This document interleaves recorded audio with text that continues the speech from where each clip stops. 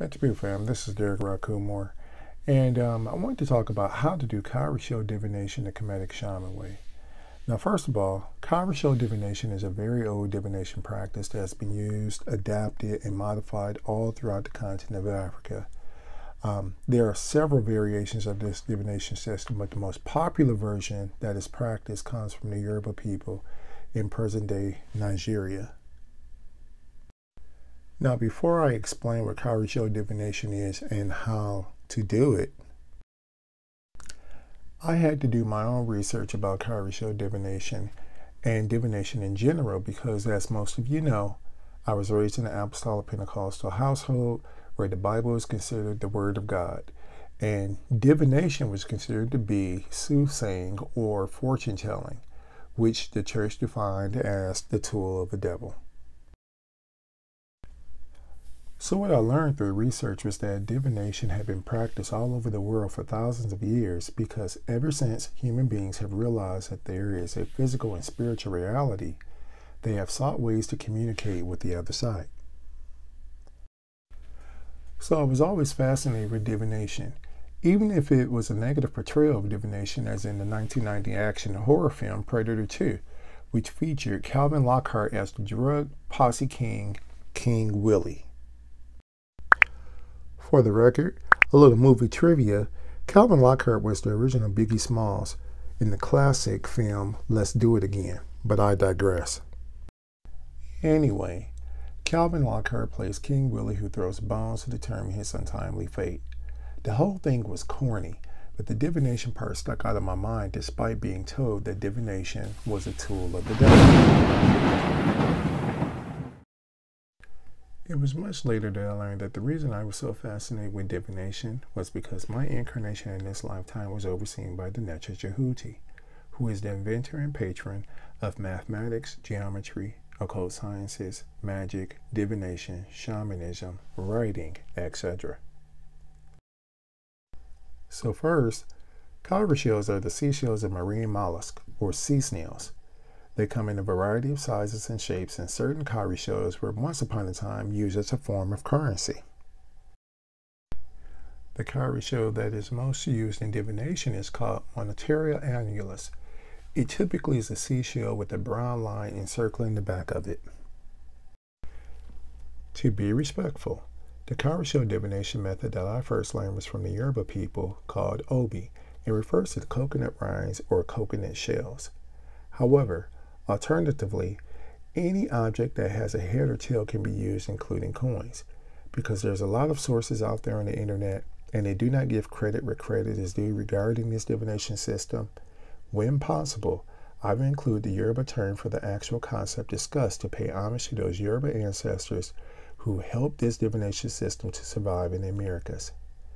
Since I initially learned this system from a Yoruba religious practitioner, but my understanding came about due to my Kemetic Shamanic practices, I will also share how I use this divination system, my interpretation, and I will also give the Kemetic term when applicable. So the front of the cowrie shell is called the mouth, while the back is referred to as the stomach. In other systems, they are called respectively the head and tail, and so on. To ensure that when the cowrie shell is tossed, it lands as flat as possible, the backs of 4 cowrie shells are removed by placing a dull knife, such as a butter knife, in the mouth and knock it in until the back is cracked and can be removed, thus revealing what is called the stomach of the cowrie. Once this is removed, the cowries can be prayed over, anointed, or blessed. Whatever you do, treat them with respect because they are now ready for casting. There are 5 basic interpretations that can be made. In the Yoruba and Kemetic language, they are 4 mouths up, Alafia, or 2 ma'at. 3 mouths up and 1 stomach is Edawa, or 2 chayes. 2 mouths up and 2 stomachs up is Ejife, or ma'at. 1 mouth up and 3 stomach up is Okaran, or 10 chayes. And 4 stomachs up is RauKhu, or 10 ma'at. Now, there are numerous ways to cast the oracle and numerous traditional practices that are supposed to be followed when casting to ensure that the oracle is not misused or casted inappropriately. If you have an elder that has taught you how to throw the 4 cowrie shells, I recommend that you continue to follow their instructions to avoid psychological and metaphysical confusion. However, if you do not have an elder and you are being led by your ancestors and spirit guides, as I, then this is the method I learned. Now, remember I told you I was taught by people in the church that divination was a tool of the devil.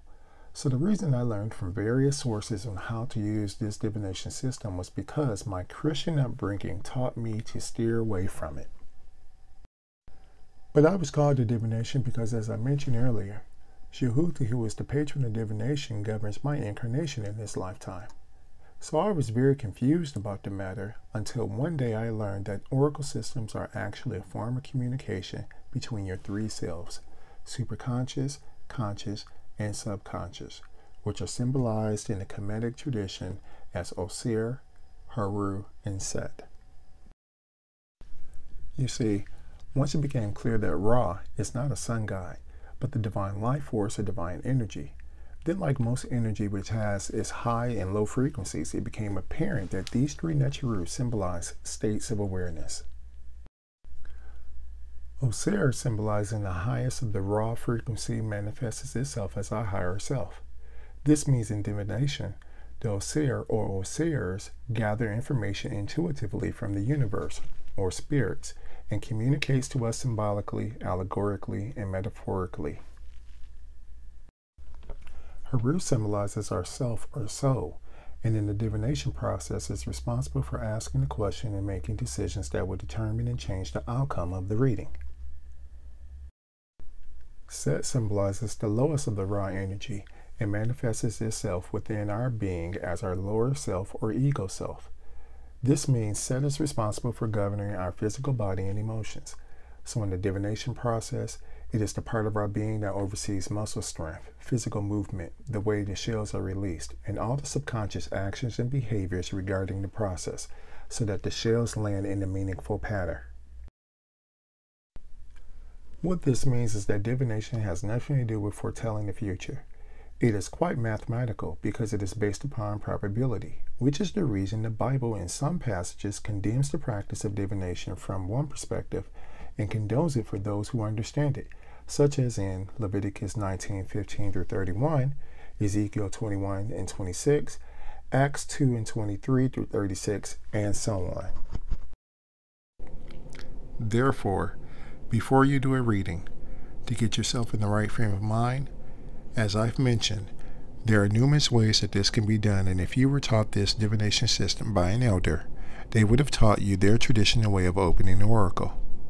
For those who did not have such formal training, it is recommended that you say a prayer, meditate, or perform some type of contemplative exercise.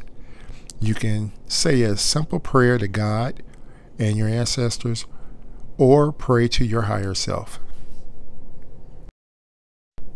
Second, while holding the cowrie shells, ask a yes or no question with the intention that the response will be yes. For instance, it is proper to ask, will I manifest abundance by taking blank course of action, instead of, will I be poor if I do blank? Third, toss the shells on a flat mat or surface and record the pattern. Now, if the shells fall in these 2 patterns, where either they are all mouths facing up or 2 mouths facing up and 2 stomachs facing up, they are definite yes answers.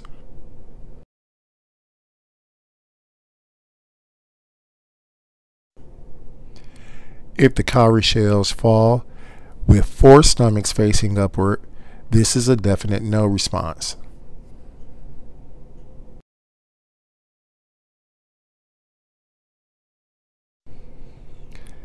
If the cowrie shells fall with either 3 mouths and 1 stomach up, or 1 mouth and 3 stomachs up, these are both unstable responses that require that you throw the cowrie shells for a second reading.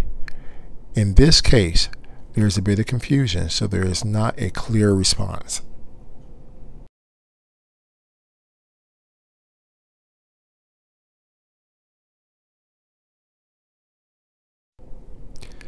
Therefore, if your first cast was 3 mouths up and 1 stomach up, and you clarified your question and threw a second time, here are the combinations of that throw. So if your first throw was 3 mouths and 1 stomach up, and your second throw was all mouths up, then the answer to the question is yes. Note the different combinations that can occur.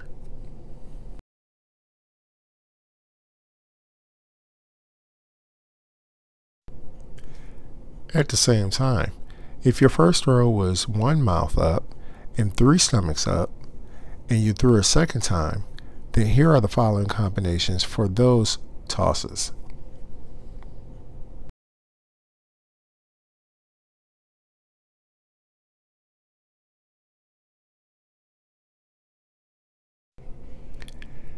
Here are some possible questions that could be asked. However, try to avoid asking "what should I do" questions, because the oracle does not replace your free will and your ability to think for yourself. It is a tool that helps you to use your whole consciousness in making choices and decisions. So don't be fooled. As I stated, oracles do not foretell the future. It simply gives you the probability of success based upon your current course of action. This means to change the outcome, you simply need to change your course of action and questioning. And by doing so, you incorporate the divine into your life.